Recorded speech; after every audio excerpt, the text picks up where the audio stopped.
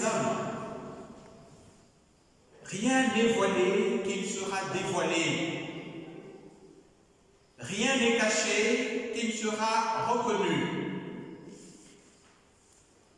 Ce que je vous dis dans les ténèbres, dites-le en pleine lumière.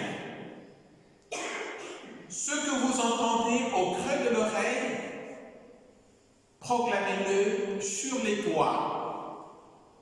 Ne craignez pas ceux qui tuent le corps sans pour autant tuer l'âme. Craignez plutôt celui qui peut faire périr dans la gêne l'âme aussi bien que le corps. 2 moineaux ne sont-ils pas vendus pour un sou? Or, pas un seul ne tombe à terre sans que votre Père le veuille. Quant à vous, même les cheveux de votre tête sont tous comptés. Soyez donc sans crainte. Vous valez bien plus qu'une multitude de moineaux. Quiconque se déclarera pour moi devant les hommes, moi aussi, je me déclarerai pour lui devant mon Père qui est aux cieux. Mais celui qui me reniera devant les hommes, moi aussi, je le renierai devant mon Père qui est aux cieux. Acclamons cette parole de Dieu.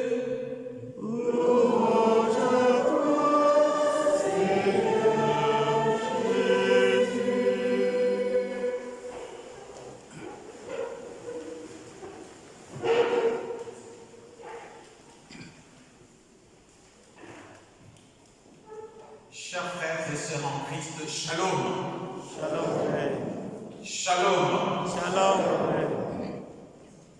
Heureux de pouvoir vous retrouver dans cette maison de Dieu après ce long moment, n'est-ce pas, de confinement. Rassurez-vous que même étant séparés physiquement, nous étions toujours en communion spirituellement. Nous avons gardé vraiment des liens spirituels avec vous pendant tout ce temps, n'est-ce pas, donc, de confinement. Nous sommes heureux de pouvoir nous retrouver ensemble physiquement dans cette maison de Dieu et pendant ce temps.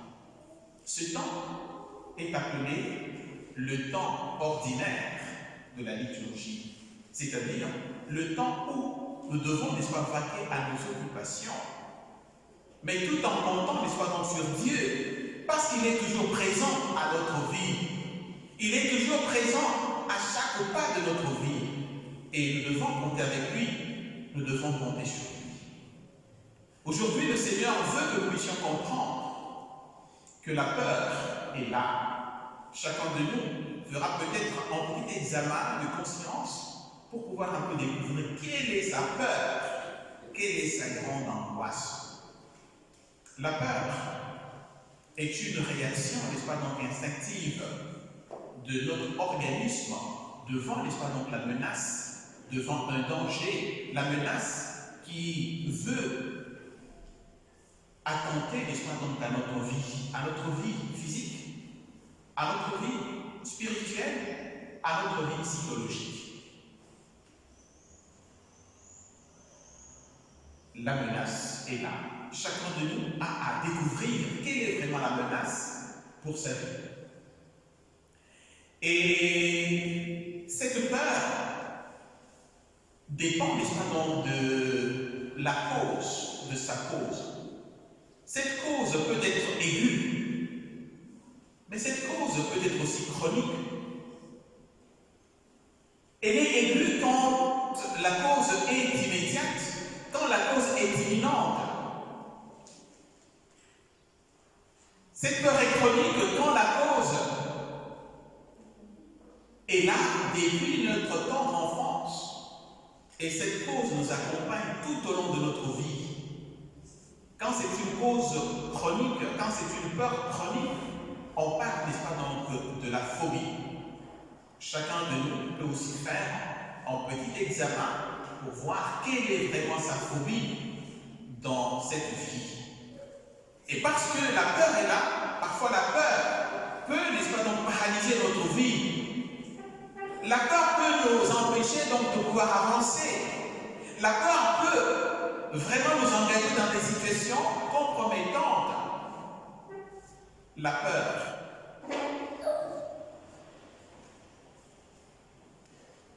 Nous avons peur peut-être de l'échec de la vie. Nous avons peur d'échouer dans la vie. C'est tout à fait normal. Une réaction normale. Nous avons peur des maladies, n'est-ce pas, donc, qui menacent, comme la Covid-19. Aujourd'hui, nous avons peur de pouvoir rencontrer ce virus qui a fait tant de ravages dans notre société, dans notre monde aujourd'hui. Nous avons peur de ces voisins qui sont là, de ces amis qui sont là, mais qui menacent notre vie par des calomnies, par des mensonges, par des situations fomentées de toutes pièces pour pouvoir nous salir, nous diaboliser. Nous avons peur de pouvoir, n'est-ce pas, donc, perdre notre mariage, notre foyer. Oui, c'est vrai, il y a des situations qui menacent réellement, n'est-ce pas, donc, la vie du couple. Nous avons peur de pouvoir échouer à l'école, à l'université, parce que nous voyons notre vie vraiment foutue en l'air. Nous avons peur de l'avenir de nos enfants. Ces enfants que le Seigneur nous a donnés gracieusement. Nous avons peur qu'ils puissent se perdre dans la vie, qu'ils ne puissent pas aussi réussir dans la vie. Nous avons peur de notre avenir. L'avenir est sombre. Nous avons peur. Nous ne savons pas ce qui nous attend demain. C'est au creux de ces peurs que le Seigneur vient nous rassurer qu'il est avec nous. Quand il vient nous rassurer, est-ce pour dire que la peur est supprimée dans notre vie? Non. La peur est une réaction instinctive de la conservation de la vie. Mais simplement, il veut que nous puissions, tout en comprenant que le danger est là, compter sur Dieu, compter sur lui.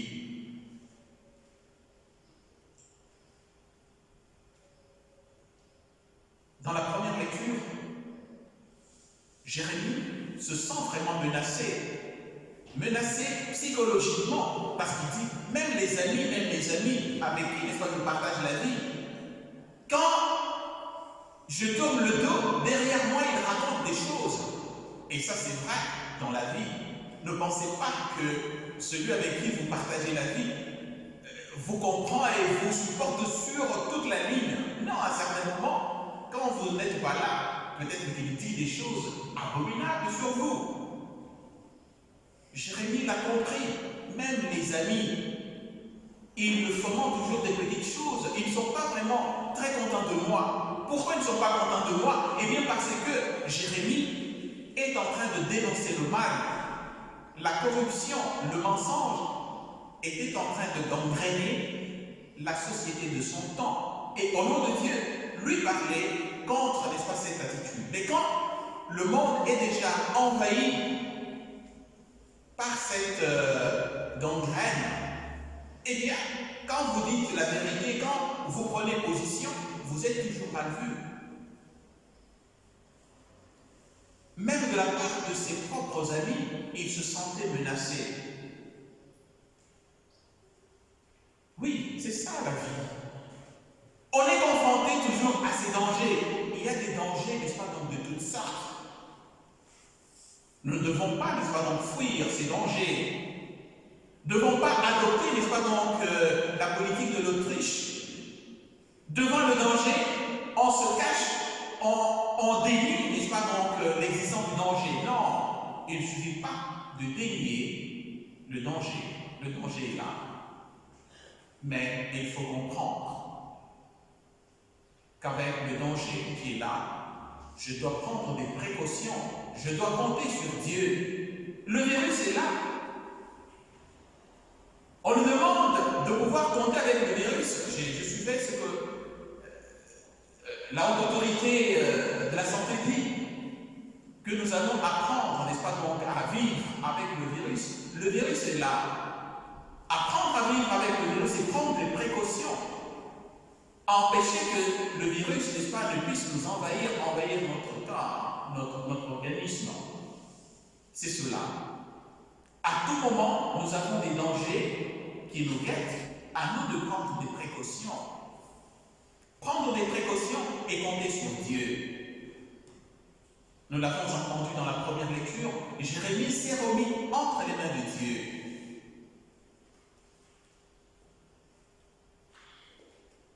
La peur, si nous la comprenons comme réelle, il y a des peurs qui sont vraiment réelles, des peurs justifiées, mais il y a des peurs qui sont non justifiées et qui nous créent, n'est-ce pas, dans des angoisses, qui nous créent, n'est-ce pas, dans des situations de phobie.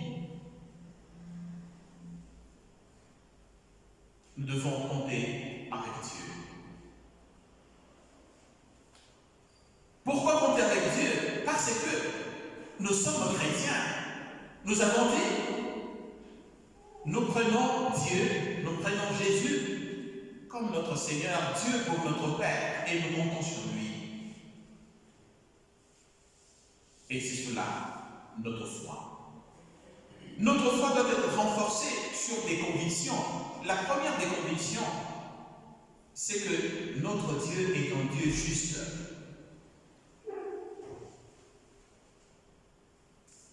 Il n'y a aucun mensonge qui pourra perdurer. La vérité finit par triompher. La justice de Dieu finit toujours par triompher dans la vie. Nous convaincre de cela, que notre Dieu est un Dieu juste. Et moi, je m'appuie sur la justice de Dieu.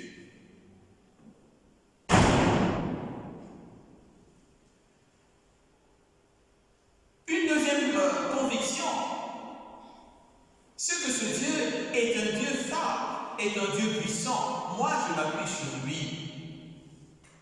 Je sais qu'il est le maître des temps et des circonstances. Sous la bannière de qui moi je dois me placer pour pouvoir, n'est-ce pas, donc me défendre. Je dois me défendre, je dois prendre des précautions, mais je dois compter sur lui, car il est le Tout-Puissant. Une autre conviction qui doit étayer notre foi, qui doit soutenir notre foi, c'est que ce Dieu est un Dieu, n'est-ce pas, donc d'amour, que chacun de nous a une place dans le cœur de Dieu. Comment ce cœur est? Dieu seul sait. Les parents font cette expérience. Quel que soit le nombre de leurs enfants, chaque enfant a une place de choix dans le cœur, n'est-ce pas, dans des parents. Jésus nous dit que nous comptons, nous valons plus que 1000 moineaux. Si le Père, si Dieu peut se préoccuper pour des moineaux, si Dieu peut se préoccuper par nos cheveux, combien plus forte raison, Dieu ne se souciera pas de nous, de chacun de nous. Donc compter sur l'amour de Dieu, ça nous donne aussi la force de pouvoir faire face vis-à-vis, n'est-ce pas, donc, de ces menaces de la vie. Nous l'avons dit, chacun de nous se trouve toujours confronté à des menaces physiques, des menaces psychologiques, des menaces sociales, des menaces spirituelles. Des menaces sont là, mais nous devons vraiment compter sur Dieu. Pourquoi compter sur Dieu? Eh bien parce que c'est un Dieu juste, c'est un Père juste. Pourquoi compter sur lui? Eh bien parce qu'il est le maître des temps et des circonstances. Pourquoi compter sur lui? Eh bien parce qu'il m'aime, il m'aime de l'amour profond. Voilà pourquoi Jésus recommande que nous puissions craindre ce Père. La crainte dont parle Jésus, ce n'est pas une crainte comme la crainte inspirée par la peur, non. La crainte de Dieu, c'est la reconnaissance, n'est-ce pas, donc, de sa souveraineté, c'est la reconnaissance de sa majesté, la reconnaissance de sa grandeur. Parce que nous reconnaissons sa grandeur, eh bien, nous nous sentons vraiment enfants vis-à-vis, n'est-ce pas, de ce Dieu grand. D'ailleurs, le psalmiste nous le dit. Psaume 111, il nous dit que la crainte de Dieu est le commencement, n'est-ce pas, de la sagesse, le commencement de la science. Si nous, chrétiens, nous reconnaissons, nous craignons, n'est-ce pas, dans ce Dieu, nous faisons tout pour pouvoir, n'est-ce pas, non plus plaire, eh bien, nous serons, n'est-ce pas, non plus forts devant les menaces de la vie. Devant les menaces de la vie, nous devons affirmer que nous sommes chrétiens. C'est que Jésus dit, celui qui va, n'est-ce pas, donc confesser pour moi devant le monde, moi je vais aussi confesser pour lui devant mon Père. Devant les menaces de la vie, quelle est notre position? Quelle est ta position, mon frère, ma soeur? Quelle est ta position? Est-ce que tu reconnais ce Dieu comme celui qui peut vraiment se tenir en ta vie, comme le Père aimant, ou simplement devant les menaces de la vie? Tu te mets en colère et tu rejettes en bloc ce Dieu. Jésus t'invite à pouvoir, n'est-ce pas, te placer sous la bannière de Dieu, à compter avec lui, compter sur lui. Mon frère, ma soeur, Jésus te demande de ne pas craindre. Quand bien même la peur est tout à fait normale, elle est instinctive, mais Jésus te demande d'avoir courage devant les menaces de la vie et compter sur Dieu. Nous allons demander à ce Père qui nous aime de pouvoir soutenir notre foi devant les épreuves de la vie qui menacent, notre vie spirituelle qui menace, notre vie physique qui menace, notre vie psychologique qui nous rassure qu'il est toujours là avec nous et qui nous accompagne et qu'il est là à chaque pas de notre vie. Nous allons prier pour ceux qui sont en difficulté. Aujourd'hui dans le monde, un chrétien sur 10 est menacé à cause, n'est-ce pas, de sa foi. Nous allons prier aussi pour ces gens-là.